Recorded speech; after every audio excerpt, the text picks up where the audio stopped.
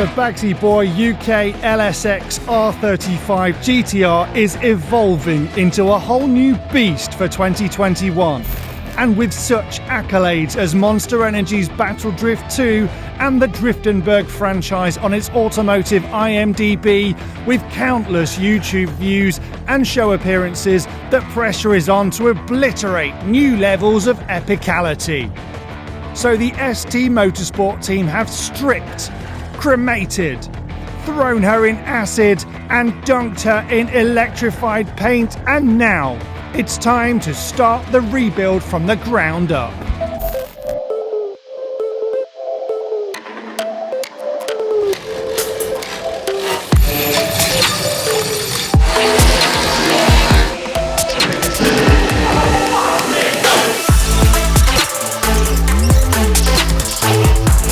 Can you see that? So Sam is a twat.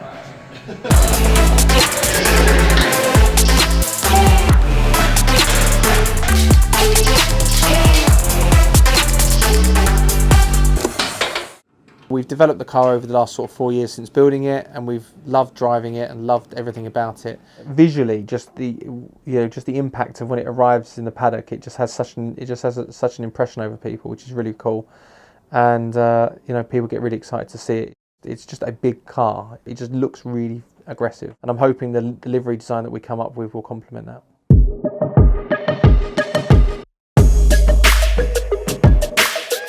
The rebuild begins in earnest, starting with the rear suspension, with perfectly organised, categorised, labelled and filed parts, basically shoved on a table, with the odd sandwich bag for mystery bits.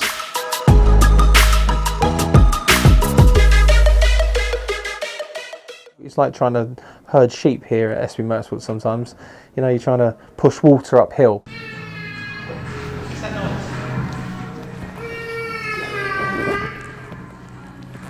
This is definitely a brake disc. Oh, hello, mate. You all right? Yeah. Just checking that they're brake discs and not dinner plates. You know, it's like, come on, lads, let's go. What are you doing? We're working. You're doing fuck all again. Yeah. We're working, aren't we? Yeah. You look like you're working. Yeah. You're working on these cups up. They're fucking really heavy as well. We'll have to drink that to make them lighter so we can put them down. Waste of time.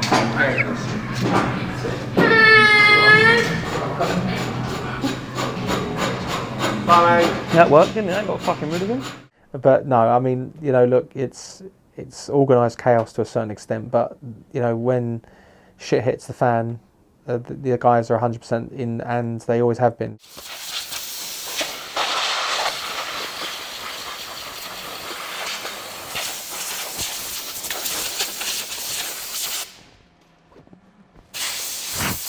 There's a sign behind Zach that says Sam is useless. It doesn't say Sam is useless. But it says Sam's useless.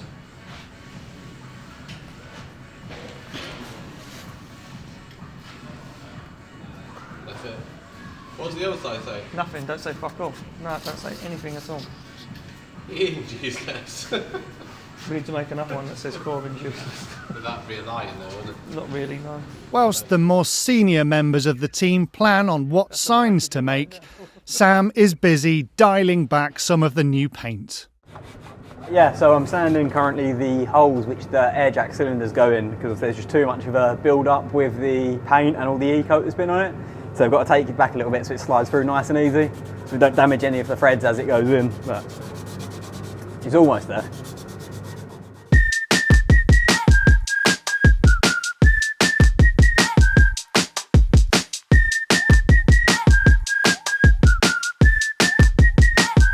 With V3 of the GTR looking to be the most powerful yet, Funk Motorsport step in to pose with Baggsy and advise the team on the all-important heat management.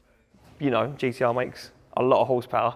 New engine now, better turbo, so we're going for even more power constantly, not just the odd turn it up for shows. He's going to be running a lot of horsepower more often, so heat is going to be a big issue this time. Yeah. So we know ceramic coating is not going to cut it this time. We're going to have to go with some Funk Motorsport products.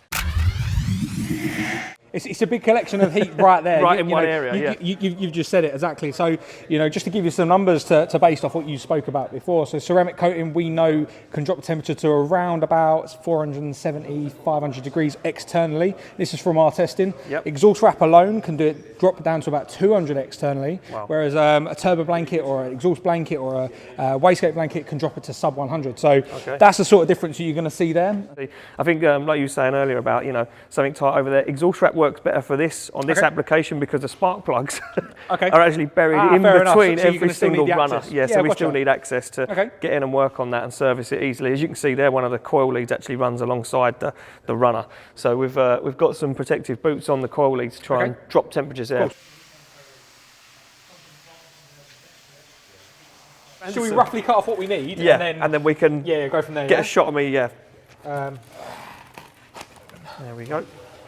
Let's just get rid of that. This template should flip the other side and do both sides, so yeah. Fingers crossed.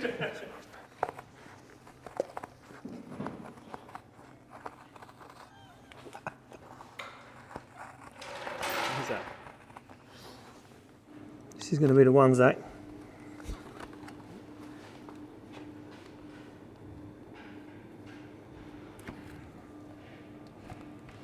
God, he fucking nails it, look at that. Like a fucking pro. Anyone would think I knew what I was doing. Easy. We've never been able to have done it with the engine. Come out well. Really happy with that. That's it. So you just got to stay holding this like this. Just forever now. That's it. Who did all the nut and bolt order not long ago? The reef nut order. Nut and bolt. It's a reef nut, not a nut and bolt.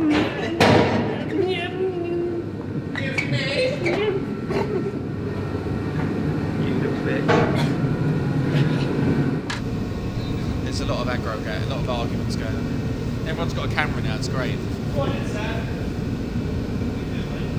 Under the watchful eye of his teammates, Sam's moved to the front end. I'm currently reinstalling the OBP pedal box into the GTR.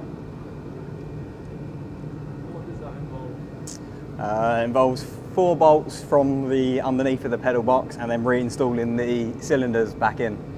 After that, the throttle, which is drive-by-wire, needs to go onto the side plate, and then we can put the steering column back in. Yeah.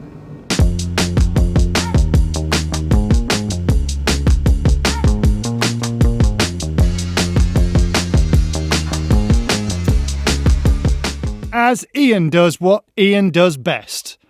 Make things out of cardboard. Because when we first built the GTR, we just made something to try and stop some of the smoke and shit coming in, so we're just making some adjustments now.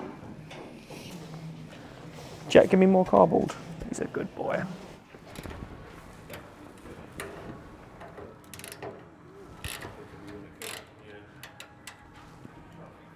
I mean, I'm so fucking good, it's unreal. Look at the fucking one-hit wonder on that. Yeah. Sam, Yeah? come here. Go get in the boot. Get in the boot. You know, like under where the... Like, a little bit.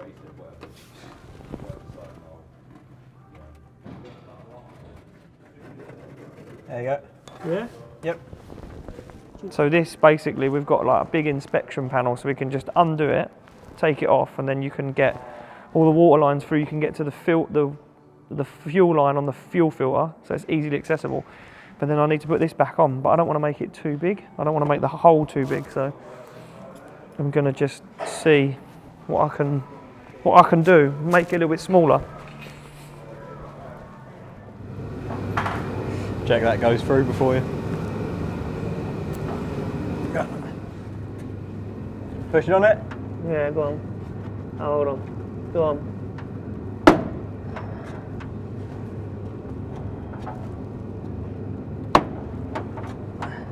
Is there one at the bottom as well? No. No, that's them all then.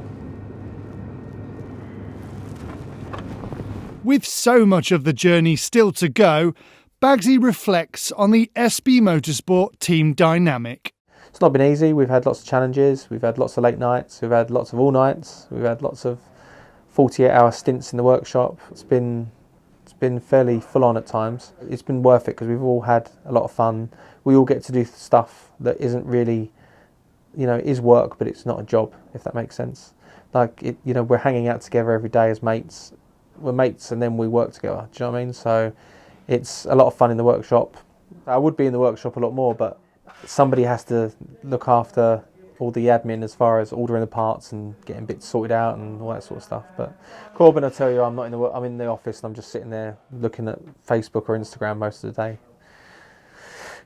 And you know, for the purpose of the tape, we'll say that he's right, but you know, a lot of stuff happens in that office that he just doesn't understand because he doesn't see it. Maybe I could have a go at building the car for a couple of days, and he could have a go at doing like paying the bills and doing our VAT return. The problem is that he doesn't know a lot about the fucking physics. You know, like me and Corbin are nerds when it comes to cars because we know these things inside out, like fucking nerdy shit that people really get freaked out about. Baggsy, yeah, when he gets in that driver's seat and the helmet drops on, he's a wizard what he does behind the wheel. But when it comes down to the nuts and bolts of it, me and Corbin are the guys that know how that all goes down. And stay tuned to see how it goes down in episode 3 when the Liberty Walk body kit arrives. First impressions were like, holy crap, how big this body kit is.